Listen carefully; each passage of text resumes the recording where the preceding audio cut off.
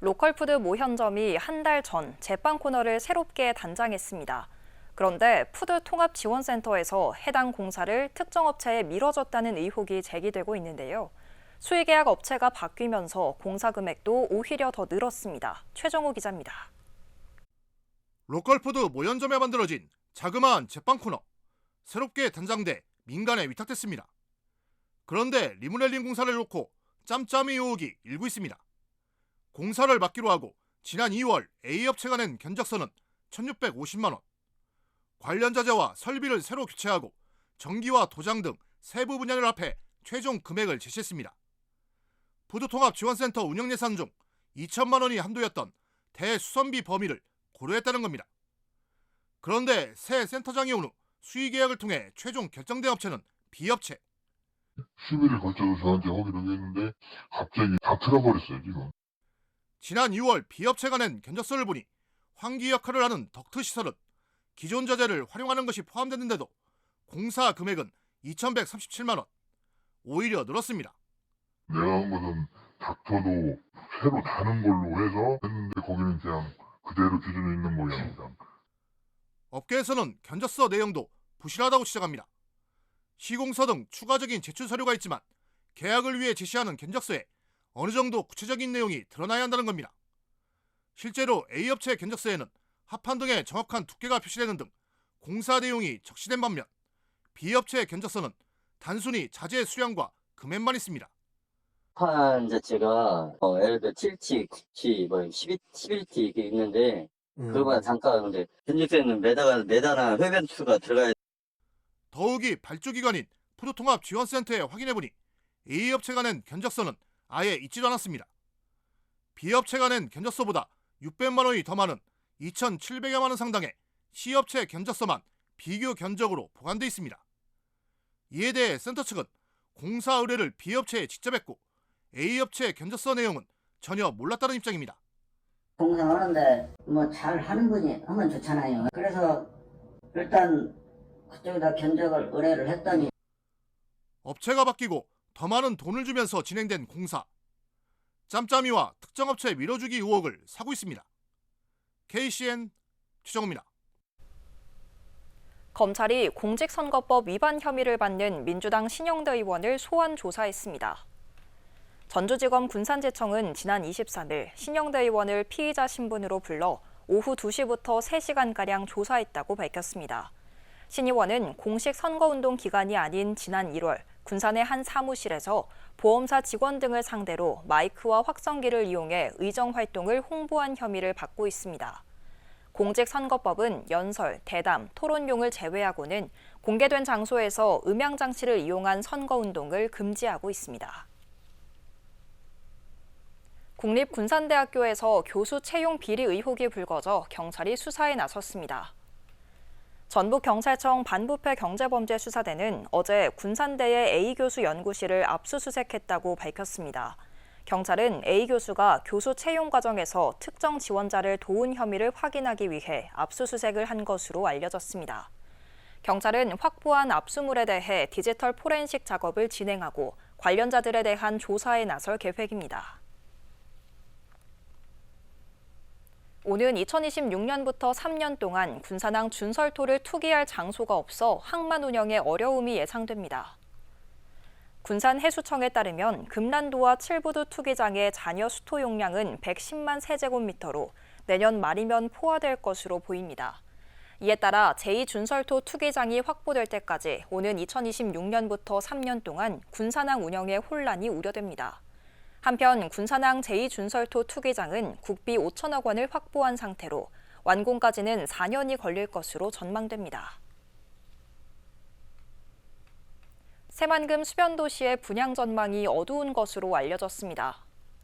새만금 개발공사는 내년 초 새만금 수변도시의 산업용지와 주택용지 일부를 분양할 계획입니다. 하지만 부동산 시장에 찬바람이 불고 있고 정주 여건도 제대로 갖춰져 있지 않아 분양 전망은 밝지 않습니다. 이런 데다 수변도시 관할을 놓고 군산과 김제의 분쟁도 예상되고 있습니다. 군산 강소 연구개발특구 사업을 통해 지난 3년 동안 470명이 넘는 일자리를 창출한 것으로 나타났습니다.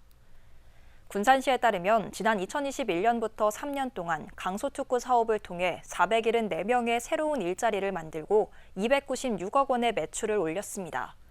또 19개의 연구소 기업을 설립하고 109건의 기술 이전, 35건의 신규 창업을 이끌어냈습니다.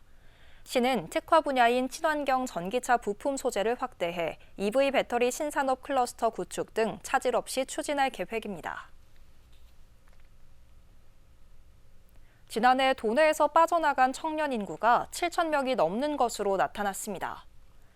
전북연구원에 따르면 지난해 전북으로 유입된 청년 인구는 24,236명입니다. 반면 31,351명이 빠져나가 순유출 인구는 7,115명입니다. 연구원은 수도권 전출 인구가 절반이 넘고 전출 사유는 구직 때문이라고 밝혔습니다. 연구원은 청년 인구 유출을 막기 위해 청년 창업 활성화와 일자리 지원, 문화 인프라 조성, 정주 여건 개선 등을 꼽았습니다. 익산시가 내년 신규 사업 53개를 검토하고 있습니다. 오늘 강영석 부시장 주재로 내년도 신규 시책 발굴 보고회가 열렸습니다. 이 자리에서 함라산 자연휴양림 재정비와 구룡마을 대나무숲 활성화, 겨울철 야외 스케이트장 운영, 안전체험 교육 한마당 운영, 송악동 침수 대응 하수도 정비, 황등시장 먹거리 특화시장 조성 등 53개 사업이 검토됐습니다. 익산 3기 농협이 밭작물 공동경영체 육성 사업에 선정됐습니다. 전북자치도에 따르면 도내에서 익산 3기 농협과 순창 서순창 농협이 농림축산식품부의 밭작물 공동경영체 육성 사업에 선정돼 국비 10억 원을 확보했습니다.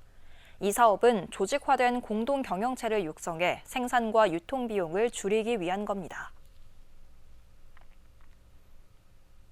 군산 국가산업단지에 복합문화센터가 정식으로 문을 열었습니다. 군산시는 지난 7월부터 시범 운영을 거쳐 오늘 개관식을 갖고 본격 운영에 들어갔는데요.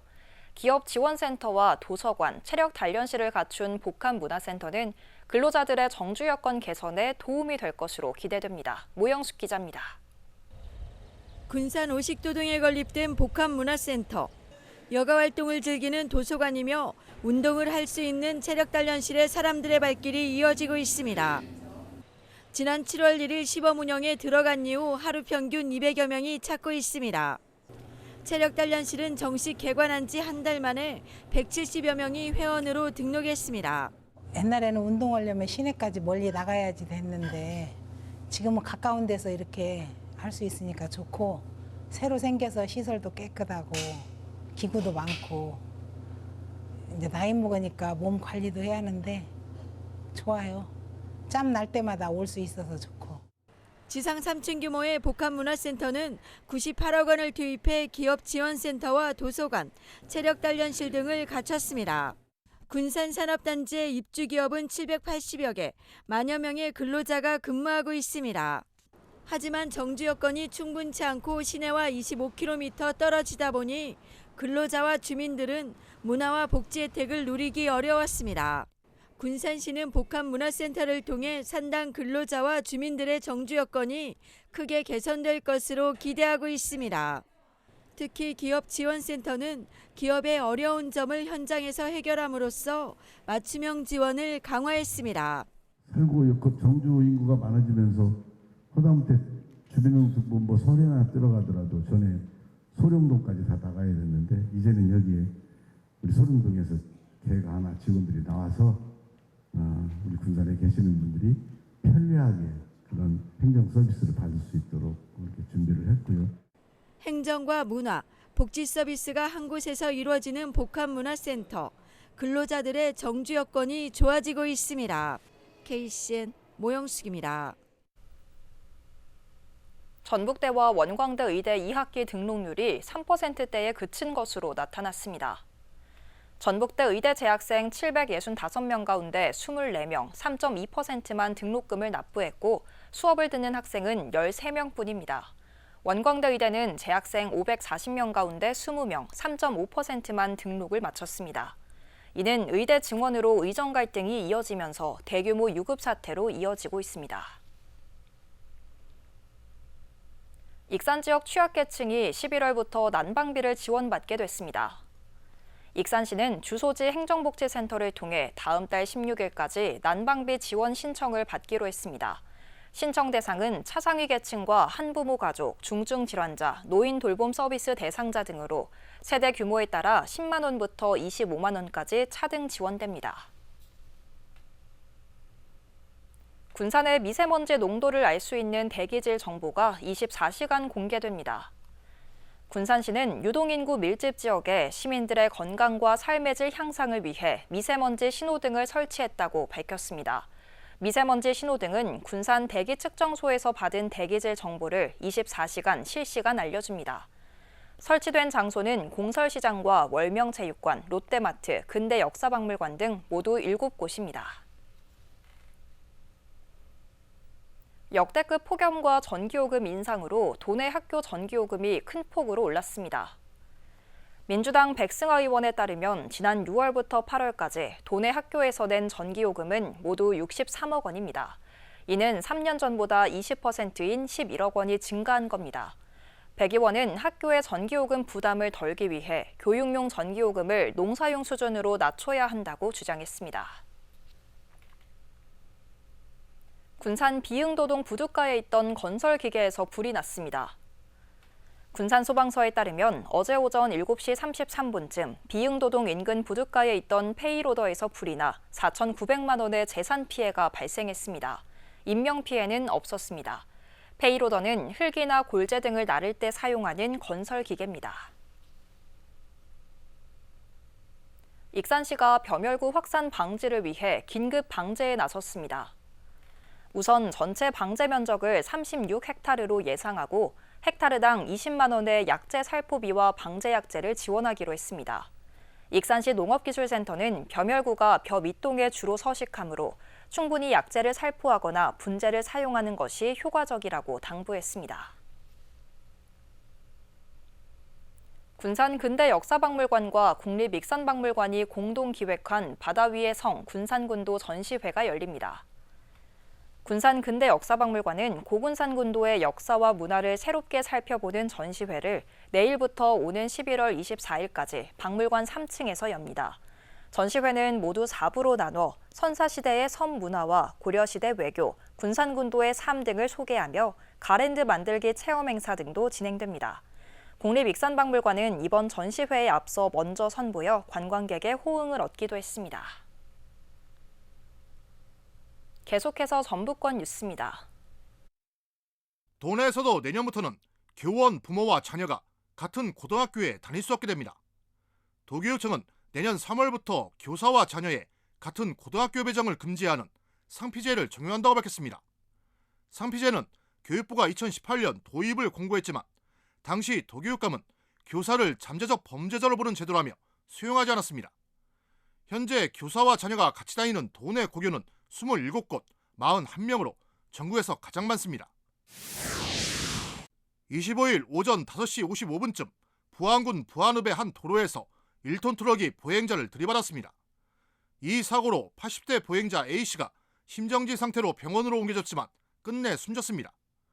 경찰은 A씨가 무단횡단으로 길을 건너던 중 트럭 운전자 B씨가 이를 미처 보지 못해 사고가 난 것으로 보고 B씨를 입건해 조사할 예정입니다.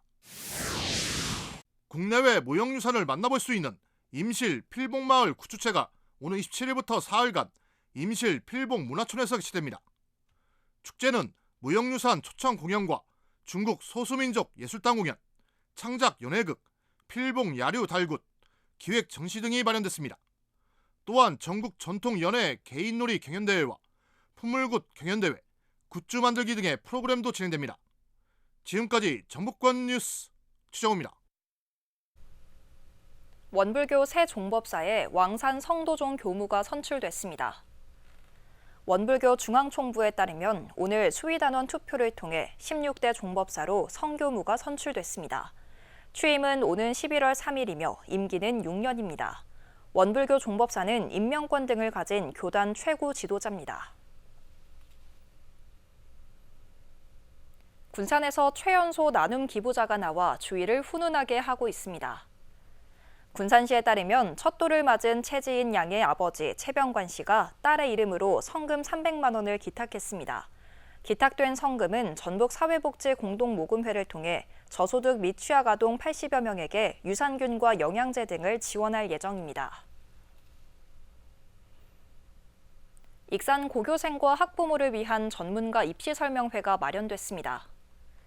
익산사랑장학재단은 오는 28일 모현도서관에서 입시 설명회를 열기로 했습니다. 이번 설명회는 정확한 입시 정보를 제공하고 대학 진학 방향을 제시해 줄 것으로 보입니다. 또 임성호 종로 아카데미 대표가 효과적인 입시 전략 수립 방안을 주제로 강연에 나섭니다. 익산 하멸 농촌마을에서 반려견 페스티벌이 열립니다. 익산시 문화도시지원센터에 따르면 오는 28일 다송 무지개 매화마을에서 댕스티벌이 열려 사진 콘테스트 등 다양한 이벤트가 진행됩니다.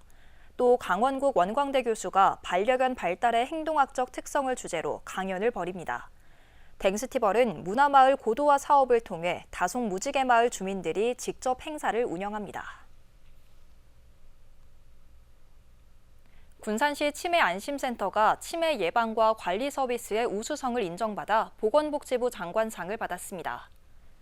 군산시 치매안심센터는 오늘 열린 치매 극복의 날 행사에서 치매 우수 프로그램 부문 우수기관으로 선정돼 이같이 수상했습니다.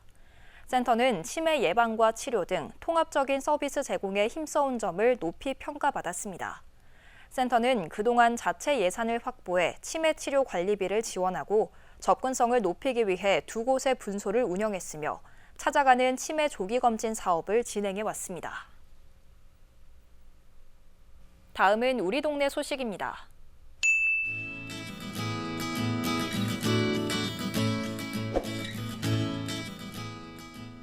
익산시 여산면 지역사회보장협의체 배혜숙 부위원장이 지난해에 이어 올해도 이웃돕기 성금 100만 원을 기탁했습니다.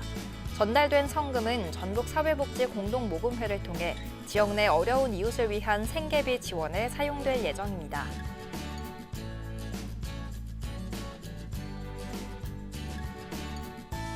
군산 영광교회가 흥남동에 거주하는 저소득계층 가정 자녀들을 위한 하반기 장학금 100만 원을 기탁했습니다. 이번 장학금은 흥남동 내 초중고등학생 중 저소득계층 자녀의 학업 성취도 향상 등 명목으로 10세대에 각 10만 원씩 지급됐습니다.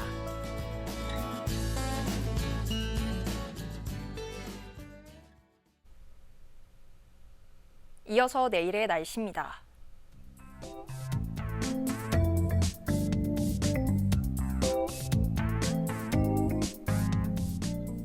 내일 전북은 오전엔 흐리다가 차차 맑아지겠습니다.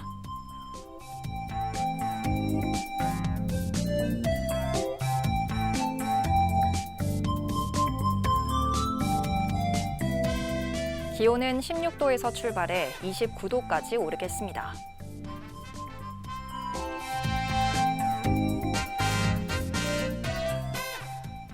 군산은 27도까지 오르겠습니다.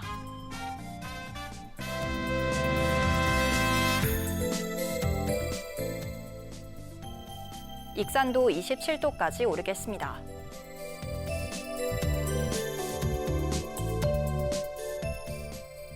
바다의 물결은 먼 바다에서 1.5m까지 일며 매우 잔잔하겠습니다. 날씨였습니다.